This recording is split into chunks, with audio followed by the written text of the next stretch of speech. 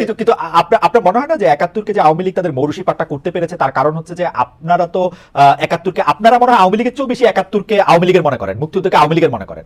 কারণ আপনারা মুক্তিযুদ্ধের কোনো কিছু ওন করেন না, মুক্তিযুদ্ধের স্লোগান ওন করেন না, মুক্তিযুদ্ধের মানে মুক্তিযুদ্ধের কোনো মানে যেটা হচ্ছে মুক্তিযুদ্ধের সাথে কোনো সম্পর্কিত আছে আপনারা ওইটা যদি থিসিস হয় আপনারা ওটা এন্টি থিসিস লিখতে চান, মানে ওয়ানলি আওয়ামী লীগের বিরোধিতার নামে আপনারা 16 ডিসেম্বরকে এখন ফিকে করে ফেলতে চান, মানে যেহেতু এটা আওয়ামী লীগ করতো, মানে ওইটাই বা কেমন? প্রশ্নটা আপনার কাছে রাখলাম, আমি আসতেছি আপনার কাছে যে আপনারা মুক্তিযুদ্ধ আপনারা বলেন যে মুক্তিযুদ্ধকে আওয়ামী লীগ কলুষিত করছে, কিন্তু মুক্তিযুদ্ধকে আপনারা আওয়ামী লীগের সম্পত্তি বানায় ট্রফি হিসেবে তার হাতে আপনারা বেশি তুলে দেন। মানে আপনি দেখেন গত বছরের 16 ডিসেম্বর চেয়ে এবারে 16 ডিসেম্বর আলাদা হবে, কারণ আওয়ামী লীগ 16 ডিসেম্বর বেশি করে করতো।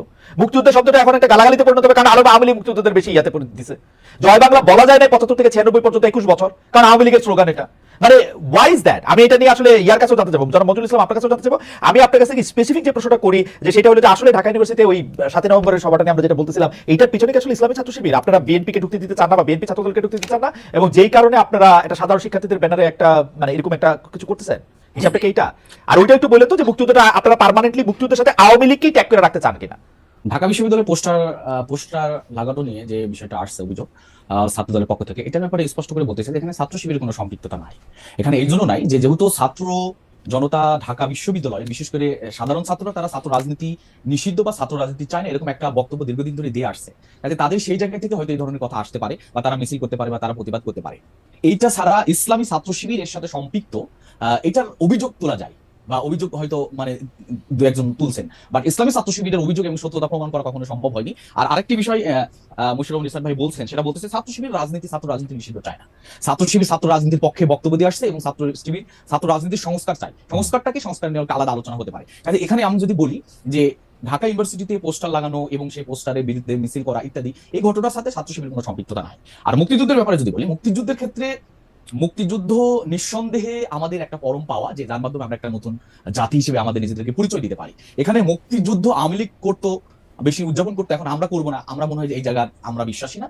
তবে আওয়ামী লীগ যে নিজস্ব সম্পদে পরিণত করেছিল, আওয়ামী লীগ এটাকে নিজস্ব মনে করে এটাকে উদযাপন করতো, ওই জায়গা থেকে হয়তো এখন জাতি বের হয়ে আসবে। মঞ্জুর সাহেব ভাই, আপনি কি এই জিনিসটা খেয়াল করছেন আওয়ামী লীগ যেটা নিজস্ব সম্পত্তিতে পরিণত করতো? আমার প্রশ্নটা হচ্ছে এইটা আমরা আওয়ামী লীগের মানে এইটা হাতে তুলে ওরা নিজস্ব সম্পত্তি করে দিছি কিনা? আমরা মুক্তিযুদ্ধ থেকে আওয়ামী লীগ থেকে দূরে থাকতে চাই বলে মুক্তিযুদ্ধ থেকে দূরে থাকবো, ওইটা করে দুইটারে এক করে ফেলছে কিনা? আওয়ামী লীগ শুনলে মুক্তিযুদ্ধ মনে হয় কিনা, মুক্তিযুদ্ধ শুনলে আওয়ামী লীগ মনে হয় কিনা? না, এখানে আমরা আওয়ামী লীগকে মুক্তিযুদ্ধ তুলে দিচ্ছি ব্যাপারটা এরকম না, বরং আওয়ামী দুঃশাসনের এই সময়গুলোতে বা মুক্তিযোদ্ধার যে মানে তারা যেভাবে লালন করতো বা এক পেশি লালন, এটা হয়তো আমাদের পক্ষ থেকে বা আমাদেরকে সেই স্পেস গুলা দেওয়া হয় না। আমরা মুক্তিযুদ্ধ 16 ডিসেম্বরে আমরা কোনো র্যালি করতে পারি নাই, আমাদেরকে 1 মিনিট 2 মিনিটের র্যালি করতে দেওয়া হয়েছে, আমরা জোর করে র্যালি করেছি। প্রশাসন আমাদেরকে এবার তো আপনারা প্রশাসনের সাথে আপনাদের সবচেয়ে বেশি খাতির মনে হয়। এবার কত বড় করবে র্যালি? প্রশাসনে এবার কত বড় র্যালি করবে? 16 ডিসেম্বর আসছে তো। প্রশাসনের সাথে আমাদের খাতির নাই, আমরা এটা চিন্তা করবো র্যালি হওয়ার পর আপনারা জানতে পারবেন যে এটা বড় করে করবেন কিনা সেটা জানতে চাইছি।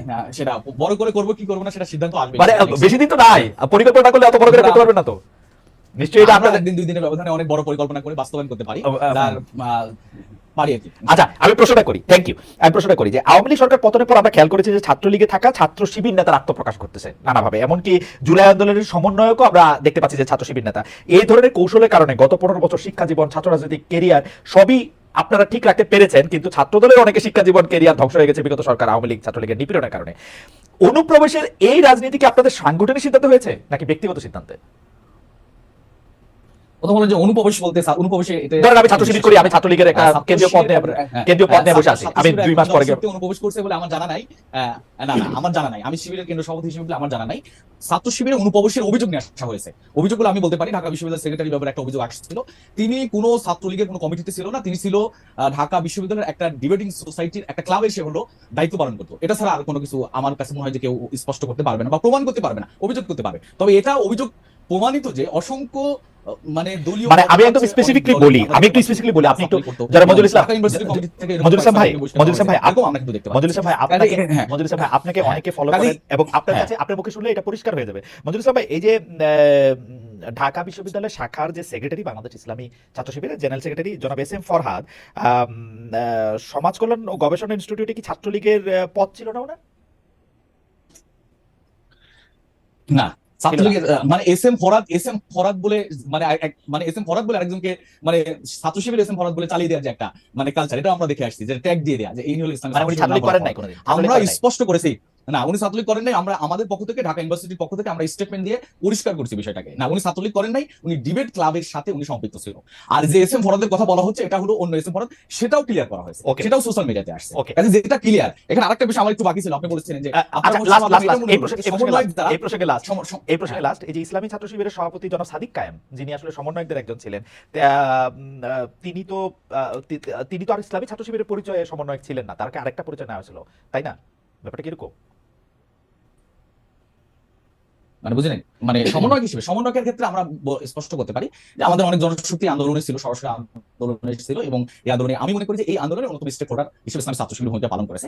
সেই হিসেবে অনেকেই দায়িত্ব পালন করেছেন। এক্ষেত্রে ঢাকা বিশ্ববিদ্যালয়ের সভাপতি সমন্বয়কের দায়িত্ব ছিল, সমন্বয়ক হিসেবে দায়িত্ব পালন করেছেন। এখন উনি সমন্বয়কের দায়িত্ব নাই, এখন উনি সমন্বয়কের দায়িত্ব নাই। কাজে এরকম ঘটনা বা 2-4 জন এরকম সমন্বয়ক ইসলামী ছাত্র শিবিরে থাকতে পারে, এবং এটা মানে অনেক ক্যাম্পাসে এটা পরিষ্কার হয়ে গেছে কারা ছিল। এরকম কিছু কিছু ক্যাম্পাসে আমাদের যারা ছিল তারা স্পষ্ট করেছেন যে আমি সমন্বয়ক ছিলাম। ঠিক আছে, কাজে আপনি সমন্বয়ক যেটা শেষ করতে হওয়াটা চাইছেন। যদি Right. এই আন্দোলনে জি জি যে সমন্বয় সমন্বয়ক হওয়াটাই আন্দোলনের জন্য আমি মনে করি যে মানে অপরাধের কোনো কিছু না, না। না, তিনি না, সমন্বয়ক না, হয়েছেন, না, এটা absolutely, মঞ্জুর ইসলাম ভাই, absolutely এটা অপরাধের সাথে সম্পৃক্ত না। আমি বলতে চাইছিলাম যে তিনি তার পরিচয় গোপন করে অন্য একটা রাজনীতি করছেন কিনা, ছাত্র শিবিরের পরিচয় গোপন করে ছাত্র লীগ করতেন কিনা। বাংলাদেশে আমরা শুনছি ডিবেটের সোসাইটি দূরে থাক, ওই হলগুলির দারোয়ান হইতে হইলেও ছাত্রলীগ করতে হয়েছে এদের। ডিবেটের সোসাইটি তো ছাত্রলীগ না করে করতে পারবে না, মানে আমরা যত 15 বছরে আমরা যত জানি আর কি, সেইটা ওনারা দলের সিদ্ধান্তে করছে না ব্যক্তিগত সিদ্ধান্তে করছে, সেটা ছিল হচ্ছে প্রশ্ন। না, এখানে আপনি যেটা প্রশ্ন করেছেন কোনোটাই ঠিক না আর কি। দলেরও সিদ্ধান্ত ছিল না, তার ব্যক্তিগত সিদ্ধান্ত ছিল না, তাই ছাত্রলীগের সাথে সম্পৃক্তও ছিল না। ছাত্রলীগের সাথে সম্পৃক্ত থাকার নৈতিকভাবে ছাত্র শিবিরের কোনো জনশক্তির অধিকার নেই, কারণ এটা সাংবিধানিকভাবে স্বীকৃত। অন্য কোনো দল বা সংগঠনের সাথে সম্পৃক্ত থাকতে পারবে না। এক্ষেত্রে প্রশ্নই আসে না একজন বিশ্ববিদ্যালয়ের শাখার সেক্রেটারি কিভাবে অন্য একটা দলের চেয়ে কমিটিতে থাকেন বা অন্য দলের সাথে সম্পৃক্ত থাকেন।